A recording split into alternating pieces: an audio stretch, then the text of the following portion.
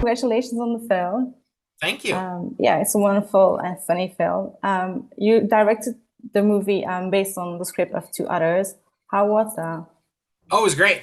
So Todd Friedman and I kind of go. Well, I mean, we don't go way back, but I had edited a film that he had written and produced a couple years earlier, and we really hit it off during post production in that realm. So we were talking, and he asked kind of what I wanted to do next and stuff like that, and I said I really want to direct a comedy. That's my first love. That's what I want to do, and I've been doing. I'd done a couple horror comedies, but mostly I'd worked in done scary movies. And he's like, "Oh, I have a comedy that I wrote. Well, you should check it out." And that was sort of it. So originally it was actually called The Re-Education of David Singer. It was sort of a male-driven comedy, and I just kind of wanted to. I felt like we could refresh it and make it a little funnier, and not funnier so much as just kind of more modernize the humor and stuff like that. And so Todd and Kevin and I sat down and we just reworked the characters and stuff like that. And Molly Singer was the creation of all that fun Nice, stuff. nice.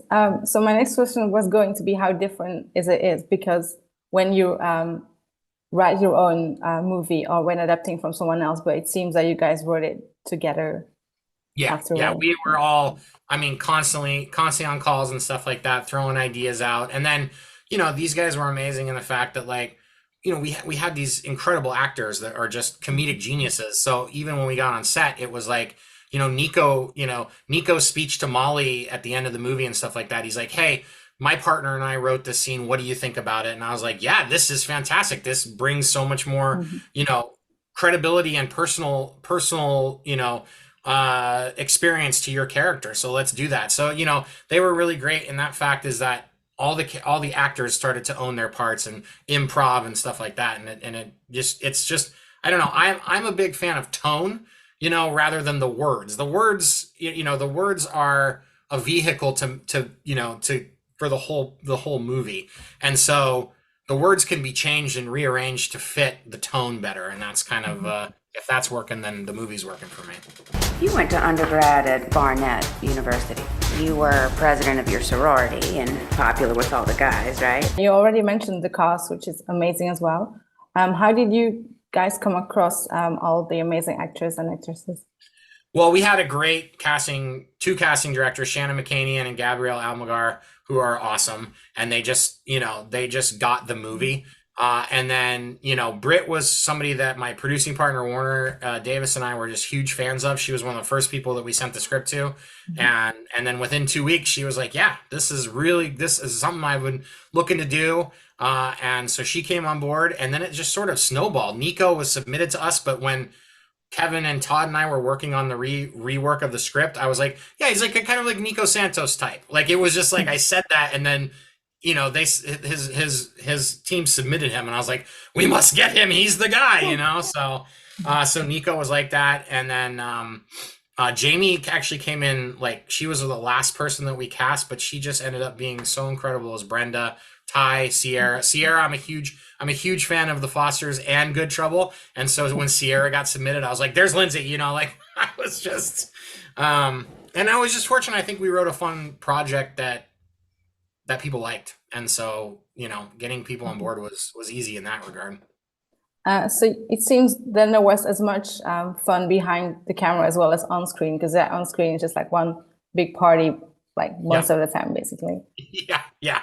And it was like it was a really fun set. We try to create, movie sets can become very stressful. There's just never enough time and there's always a problem. This location dropped out or, this person's late or blah blah blah blah blah. But we just try to create a very relaxed atmosphere on set. I'm an editor, so it's like, if we're running out of time, I'm pretty good at being able to be like, okay, we lose this shot, this shot, this shot, this will connect to this, and we'll still be fine, and stuff like that. So we're able to kind of pivot and move on the fly, and then that creates an atmosphere where the actors get to be just super creative. And then yeah, it was. I mean that like the scenes where we shot the Boost Cathlon, everybody was having so much fun because the energy was all there, Hmm. in the background people are, and it was like post COVID. It was just kind of, Oh, COVID okay. was still going on. So that idea that you were surrounded by 40 or 50 people was so strange. Like I hadn't been in a room with that many people in so many years, and it just kind of felt good to be normal like that again, you know? This is Polly and I'm Molly. We're actually thinking about going to Stillwater. You should come with us. And for a film like this, you talked about the background people. It probably must have been very easy to find them because it seems very fun as a background actor to, be a lot part of fun. this. This is the funniest thing about the biggest challenge with the background is that people were having so much fun that we kept getting the same actors back and back and back. And so they would bring the background actors in and I'm like, didn't that guy, wasn't he like in this scene like 3 days ago? And they're like, yeah, he was. And I'm like, okay, he's got to go to the back. Bring the new people up here. So it doesn't seem like we have the exact same 7 people in the movie the whole time. Cause we had this kind of crew of background actors that just every time we had to shoot, they were like, they volunteer. They're like, we're in, And was there any like scene that, or like when writing the script that didn't make the movie because maybe it was a bit too, student-like, or a bit too, the producers were like, no, we don't want this because it's a bit too dirty, or? No, nothing that was too dirty. There is a scene that we cut and it was really for time. The movie itself is still, I think, even at 2 hours, I think is long, but, but I think the scenes are necessary. But there was one scene, Molly goes back, and you kind of see it in the credits where she goes back and Mrs. Zimmerman is on the couch and she thinks Mrs. Zimmerman has passed away. But beyond that scene, that was like a whole separate scene. And then Mrs. Zimmerman and Molly sit down and have this sort of heart talk. Because she's, Mrs. Zimmerman says, and Wendy Malick played Mrs. Zimmerman, she's so incredible. And she was like, you look different. You look different than the mess that I saw when you were here. And it's a really sweet scene, and they were so good in it. The problem being is that we went from a heart-to-heart scene with Brenda and Molly in the restaurant, and then we have this great scene with Molly and Polly where it's this heart-to-heart, and then that scene sat right between those two. And I was like, it's just this. It felt like the same three scenes in a row, and it's like we had to lose one, and because Mrs. Zimmerman was sort of the least influential character between the other two, we had to lose it, and it was a bummer. I was in the neighborhood, and I just wanted to see. Oh! Get out of here, bro! When you would go back to your school, where you went to school, and you would, what would the big difference would be from like if the school would be now? Because obviously she goes back to her old school, and a lot of things change. That's such a great question. What would I do different? That's a really, really great question. I think I would just try more. I think I would just try more things. I got very, like in college, I had a really good core group of friends, and I mean, there were still dear friends to this day and stuff like that. But maybe I would have tried to go on more adventures and travel a little bit more, like go like do a semester abroad or something like that, like something that sort of was out of my comfort zone. I don't know if you can tell by my casual clothing appearance and comfy chair behind me, but I am a creature of comfort. So I think getting out of your comfort zone would have been a good thing for me if I go back. Did you already know back then that you wanted to be like a filmmaker? Yeah, I when I was a little kid, I wanted to be an actor. So I always wanted to be an actor. And then when I got to college, I declared as a theater major, and I went to my first theater class, and then I realized how small a town I came from, and that I was like this little actor in this tiny town, and that all these kids had been training, since birth, and they were amazing, and I was rubbish. And so I was like, all right, well, I still love this thing. Like, what can I do? And then that was sort of the segue. And I was in college right when digital video started to become a thing, where you could, grab a digital video camera and plug it into your computer and edit it and do things like that. And so I was like, oh, well, we'll just do this. We'll just go make movies, and stuff like that. And that's how it all started. You won't step foot in here again. Care to make a wager on that? Booze Cathlon. If we win, Elliot gets a bid. And if I win? How about? Keys? Yes, the whole car, moron. You're on. Do you ever think you would go back to theater and be like a theater director or have your own play or something? No, because I don't. My whole thing with directing actors is like I try to just cast. I try to direct by casting. Cast the perfect people for the role, so that like when I'm on set, I make these little tiny adjustments, or I'm just kind of throwing like a line here or there.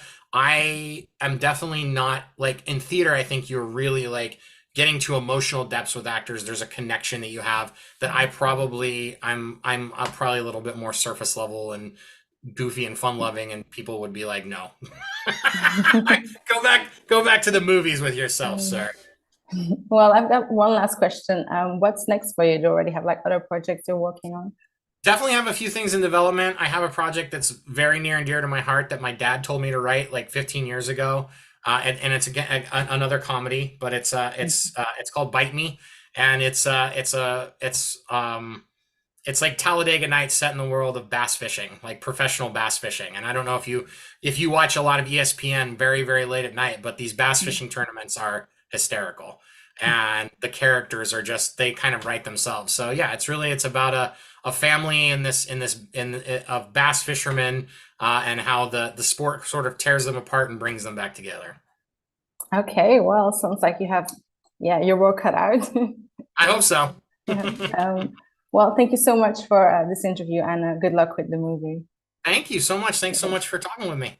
No worries. Thank you. Bye. Bye.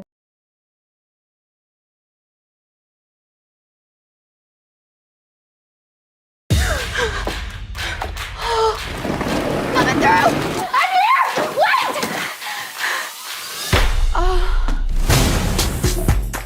Pebblebrook is threatening to sue it for mishandling his case. What? Your son is on line 1. Sit down. Hey, my love, how's your first day going? I'm coming home. Honey, Steiners are not quitters, we're fighters. I'm not a fighter, I'm a daily upper decker. Hey, it was him! It was him! I don't even know what that means. You went to undergrad at Barnett University. You were president of your sorority and popular with all the guys, right? I mean, yeah, look at you. My son is a really good kid, but he's a recluse. I would like to hire you to go back, take him under your wing. You want to pay me to go back to Barnett? Yeah. Holly! I'm getting paid to go back to college, and you're gonna come with me. You know, I'm really sorry. Get back to your station. My apologies. Juice boxes for everybody. We have until homecoming to get this kid from zero to hero. Well, how do you supposed to do that? This is Polly, and I'm Molly. We're actually thinking about going to Stillwater's. You should come with us. We could convince the girl to come with us. I was in the neighborhood and I just wanted to see Philip. Get out of here, bro. Why do you want to help me so much? We all deserve a second chance at a first impression. I want to dedicate this shot to my boy Elliot. 1, 2, 3. Jesus. You won't step foot in here again. Care to make a wager on that?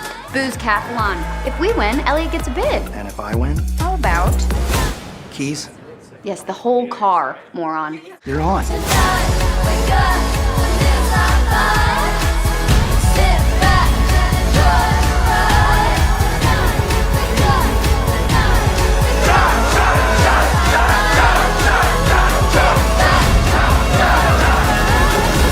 I am paying you to help my son get adjusted to college, not ruin his life.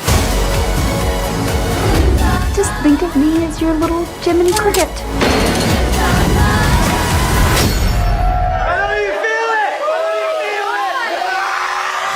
Tamale singer. Hope your second time around was fun.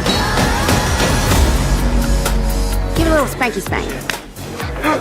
And that, son, is an important lesson in consent.